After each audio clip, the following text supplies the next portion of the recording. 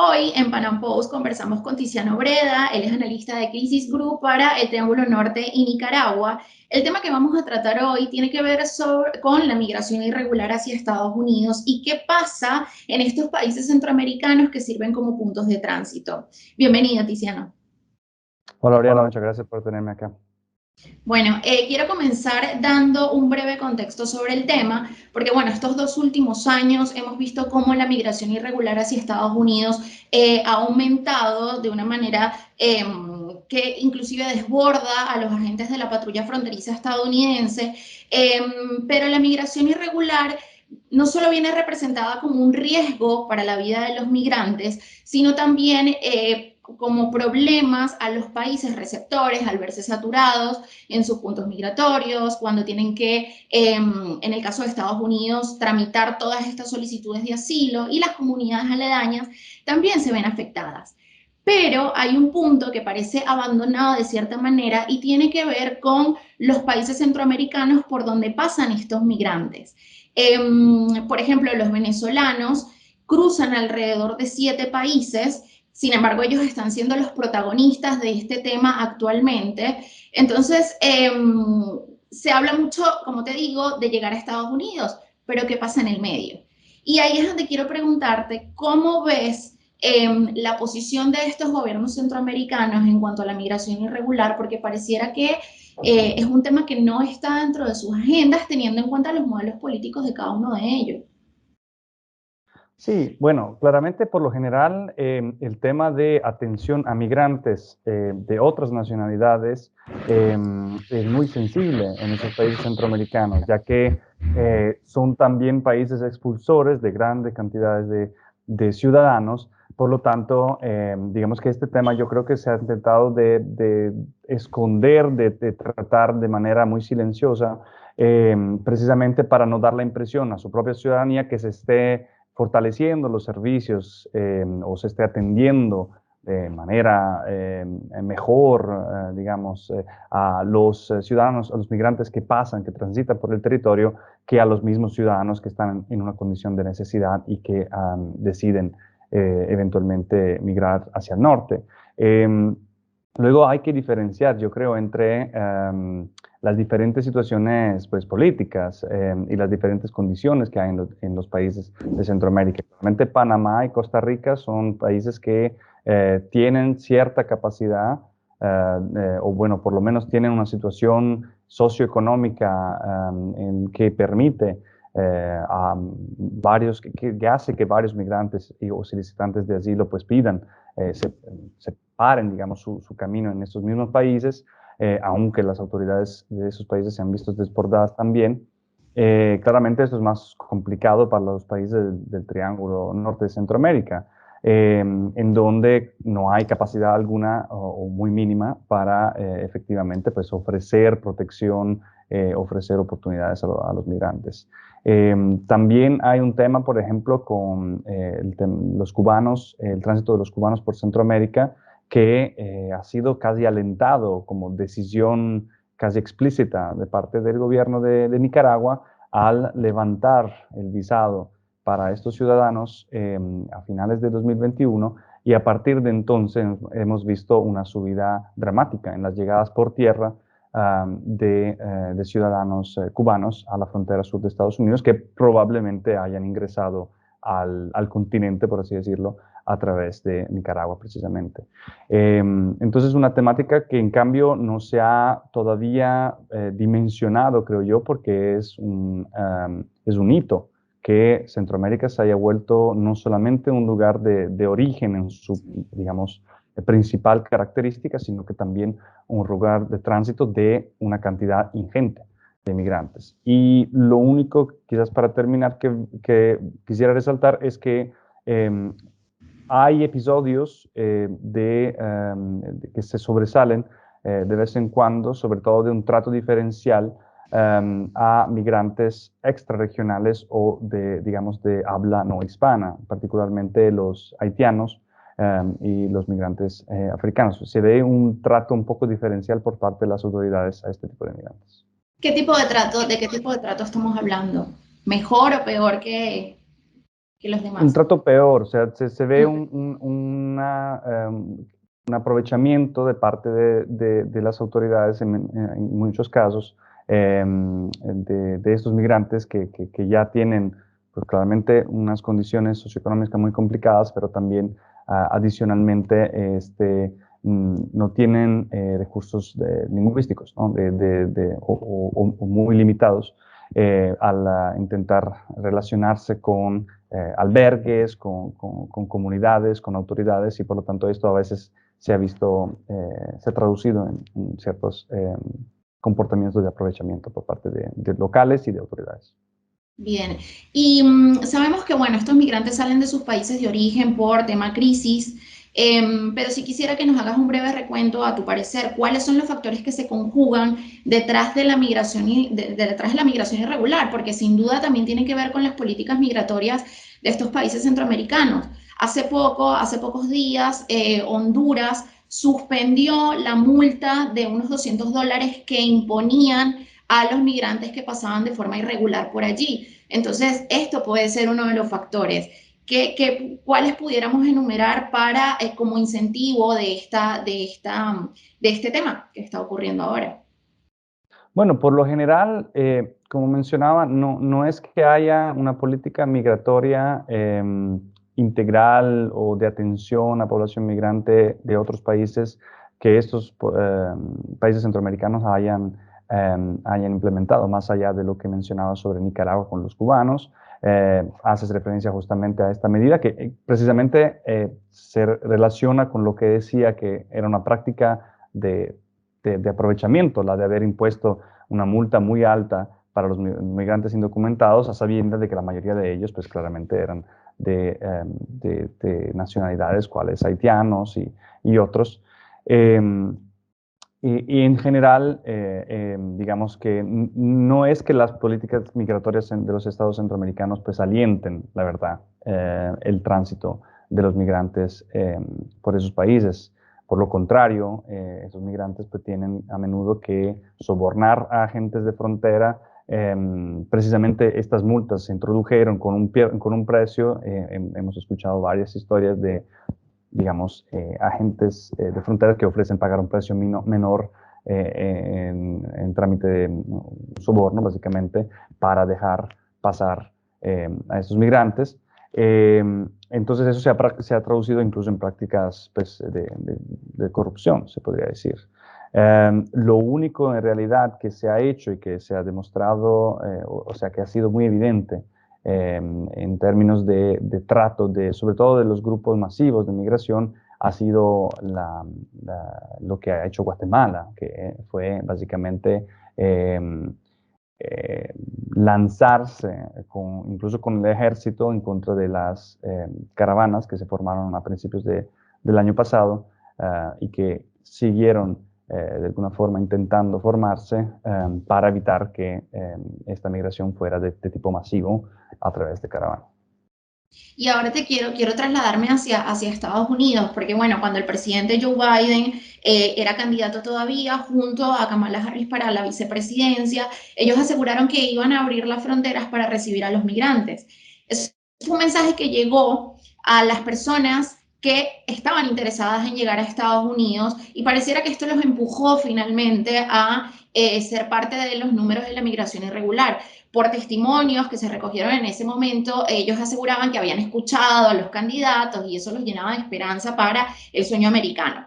Tiempo después, ante las cifras récord, la vicepresidente tuvo que pedir que no viajaran a Estados Unidos, que justamente esas palabras las pronunció durante una gira en Centroamérica. Y ella hizo ese viaje justamente para poner en marcha algunos planes en conjunto. Sin embargo, han pasado 2 años y no se han visto resultados. Las cifras están en el portal de la patrulla fronteriza. Entonces, ¿cómo ves el abordaje de Estados Unidos en cuanto a la migración irregular y en cuanto al trabajo que dice hacer en estos países de Centroamérica? Bueno, seguramente la desinformación ha jugado un papel muy fuerte en las redes de tráfico, ¿no? de migrantes. de coyotaje que han impulsado este mensaje basado en ciertas promesas de cambiar la política migratoria draconiana de su predecesor Trump. Digo, las promesas de parte de la administración Biden de precisamente pues, tener una política migratoria más humana. Y esto se ha traducido en mensajes masivos que prometían que cambiaría, que sería mucho más fácil la entrada a Estados Unidos bajo la administración Biden. Pero no es la única explicación de esta alza que hemos visto que viene de 2021 realmente y que está siguiendo este año. Yo creo que las causas de eso pues, van buscadas más que todo en el impacto de la pandemia de COVID-19 en la vida de millones de centroamericanos y de otros países. Porque, por ejemplo, ha deteriorado las condiciones incluso en los países que a veces pues, lograban absorber algunos de estos migrantes, particularmente me refiero a Costa Rica en el caso de nicaragüenses, donde viven cientos de miles de nicaragüenses y las condiciones de vida empeoraron mucho durante la pandemia en ese país al punto de que muchos ya empezaron a emprender el viaje hacia el norte en lugar que hacia el sur. Cosa que fue un cambio pues, histórico en la migración, en el patrón migratorio nicaragüense. A esto hay que añadir el impacto de los huracanes de 2020, ETA y Iota, que afectaron a millones de personas en Honduras, en Guatemala y en Nicaragua mismo. Y en general, ¿no? Esta situación muy complicada todavía a nivel de seguridad, a nivel de cierre del espacio cívico y político, de desilusión frente a los gobernantes, que son algunos de los elementos que empujan a la gente a salir de sus países para buscar una vida mejor, sea en Estados Unidos o incluso en México, que también ha visto un aumento muy fuerte de las solicitudes de asilo, ¿no? De refugio y de migración en general. Creo que también este año se está añadiendo a una pequeña recuperación en comparación con 2020, claramente en lo económico, pero se está de una vez viendo afectada por el impacto de la guerra en Ucrania, ¿no? Que ha tenido en la alza de combustibles, de costo de la canasta básica, los precios de básicamente todo, en donde ha tenido pues, un impacto adicional, ¿no? Ha sido un elemento adicional de presión sobre los hogares de millones de personas y que por lo tanto posiblemente está contribuyendo, ¿no? A mantener este flujo muy alto.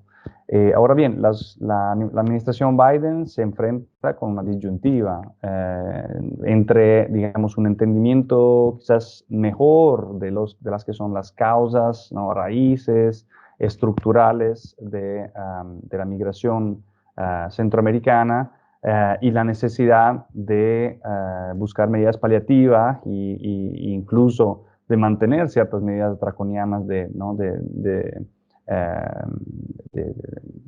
arresto, ¿no? de detención de la migración en el corto plazo, siendo que una llegada masiva, cual es el caso en este momento, de migrantes, pues es un tema muy políticamente sensible en Estados Unidos y que incluso puede tener un impacto electoral en las que serán las elecciones de noviembre. Entonces, en esta disyuntiva están entre proponer medidas de más largo aliento, con esta declaración de Los Ángeles, una diversificación de las iniciativas de regularización de migrantes, de partenariado con estas u otras instituciones, incluso de colaboración con otros estados, etc. Y por el otro lado, la necesidad de mantener, digamos, de desbloquear lo que se ha vuelto en un cuello de botella, que es la frontera sur. Sí, sin embargo, sabemos que estos problemas que tú mencionas de los países centroamericanos, como desastres naturales, pobreza, violencia, que también lo menciona la vicepresidenta Kamala Harris, son problemas que ya datan de hace muchísimo tiempo, inclusive tienen que ver con el propio desarrollo de estos países, o sea, es algo muy inherente a ellos, y eso ha estado ahí durante mucho tiempo. ¿Tú crees que si no hubiera estado esta declaración de la administración demócrata de cierta manera, llamar a los migrantes, los números se hubieran mantenido a como estaban antes de ese llamado. Es decir, de alguna manera eso también contribuyó, ese llamado que se hizo en ese momento de apertura de fronteras y de derogar medidas de Donald Trump, porque la crisis en estos países centroamericanos ha estado por muchas décadas, ha estado por muchos años, pero ese llamado de cierta manera terminó de abrir las puertas. Pues yo sinceramente no recuerdo un llamado abierto a la apertura de fronteras y una política de brazos abiertos. Más bien fue un llamado a cambiar eh, ciertas medidas realmente inhumanas, como la separación entre menores y sus familiares, que se ha traducido en básicamente la desubicación de miles de familias. O también, digamos, estas medidas como el programa Quédate en México, el título 42, que realmente no atienden en lo suficiente, no ofrecen, digamos, no cumplen con los estándares de protección y de atención y de evaluación de los casos eh, que debería tener un país con la posibilidad que tiene Estados Unidos en términos de recursos, de autoridades migratorias, de albergues, etcétera, etcétera. Creo que más bien, pero este llamado a rehumanizar esta política migratoria que había sido muy fuerte y contradictoria bajo Trump, fue interpretado más bien como una apertura a que se abriera la frontera y que sería muy fácil para todos entrar y ser aceptados en Estados Unidos. Y en cuanto quiero volver a, por ejemplo, a Nicaragua, ¿crees que tomando en cuenta el modelo autoritario que lleva ahora adelante Daniel Ortega, eh, es un mandatario al que le interesa el tema migratorio? O sea, ¿realmente crees que decida aplicar alguna política que regularice estos flujos? ¿O estamos hablando de un mandatario que simplemente deja ese tema de lado porque está más concentrado en arreciar el régimen represivo que tiene aplicado ahora? Y quizás también aplica para los otros países en donde sus mandatarios están más concentrados en las políticas internas que en este tema. Es que en general, efectivamente, la migración de ciudadanos desde Centroamérica hacia otros países, particularmente Estados Unidos, eh, siempre ha sido considerada como una especie de ventaja o por lo menos no un daño particular para los gobiernos centroamericanos, porque claramente disminuye la caudal de población que el Estado tiene que atender y no tiene la capacidad o voluntad política para atender en algunos casos. Envían remesas con las cuales pues sostienen, apoyan económicamente a las familias y mantienen el consumo activo en esos países. Por lo que en general siempre ha habido cierto descuido, ¿no? de parte de los gobernantes centroamericanos sobre este tema. Ahora bien, en el caso de Nicaragua, incluso es que en este flujo digamos, se incluyen también una gran cantidad precisamente de opositores, de periodistas, de gente activa políticamente, que está obligada no solamente por la condición socioeconómica en la que está, sino que también por la represión estatal a huir del país. Y por lo tanto esto pues tiene una ventaja adicional para el gobierno de Ortega, porque claramente pues así destierra, ¿no? Los remanentes de la insurrección cívica de 2018 y por lo tanto pues vuelve más improbable que las personas que se quedan pues se vuelvan a levantarse. Bien, es decir, que de cierta manera hay un aprovechamiento también de estos gobiernos y regímenes para, en cuanto a la gente que sale irregularmente, inclusive para los de tránsito. Está ese beneficio que tú dices, o sea, que es beneficioso para estos gobiernos, porque salen y no es problema de ellos. Sí, exactamente. Para los países centroamericanos, la salida de sus conciudadanos es beneficiosa por las razones que mencionaba. El tránsito de ciudadanos de otros países pues se puede traducir en precisamente una oportunidad tal vez para recaudar algunos recursos adicionales, por ejemplo, poner medidas como la multa sobre la regularización, y en general pues es sabido que el tránsito de la migración irregular pasa muchas veces por el soborno, la obligación de pagar ciertas autoridades para permitir el tránsito. Claramente, todo esto con el objetivo de evitar que se creen cuellos de botella también en Centroamérica. Y hemos visto que en muchas ocasiones, en cambio, en la parte suroriental de Honduras, en Danlí, en Trojes, en Choluteca, se han dado episodios, en cambio, en donde este fenómeno se ha concentrado mucho. Claramente no hay capacidad de atender y de ofrecer servicios a la población migrante, y esto se puede traducir en episodios pues, de desorden, de alguna manera, que claramente es lo que menos quieren los gobernantes centroamericanos. Claro, y ya para finalizar, me gustaría dos cosas. Primero, si desde tu posición como analista para el Triángulo Norte y Centroamérica nos podrías enumerar que si bien han trascendido videos, por ejemplo, de venezolanos cruzando la selva de Darién, que es un destino muy peligroso y ellos mismos lo reconocen, ¿a qué riesgo se enfrentan los migrantes que deciden hacer cruces por 5, 6, 7 países? Eso por un lado.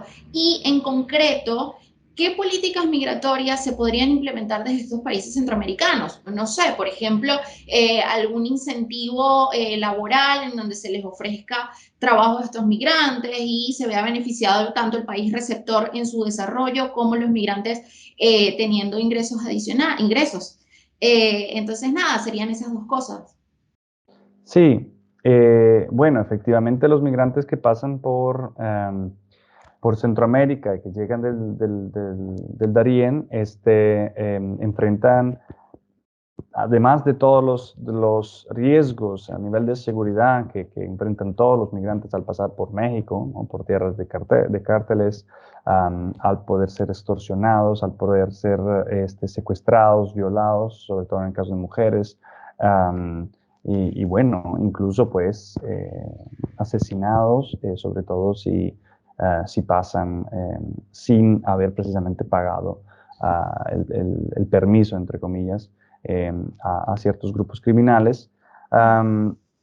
Claramente a esto se añade, y todas las intemperies claramente climáticas a las que se tienen que enfrentar, todo eso se añade las problemáticas a nivel de falta de infraestructura, entonces de condiciones muy infrahumanas, ¿no? Con donde tienen que quedarse en la ruta hacia el norte, el de tener que pasar por precisamente más ríos, más selvas, más cruces informales, tener que precisamente, posiblemente tener que sobornar o buscar el apoyo de más autoridades de diferentes países.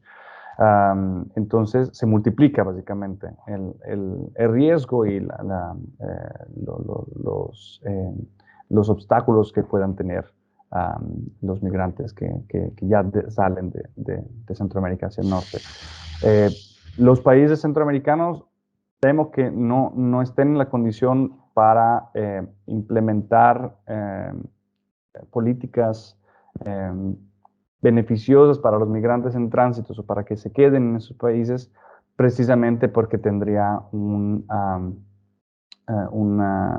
impacto interno a nivel de opinión pública, siendo ellos mismos países que expulsan a decenas de miles de personas cada año, muy fuerte.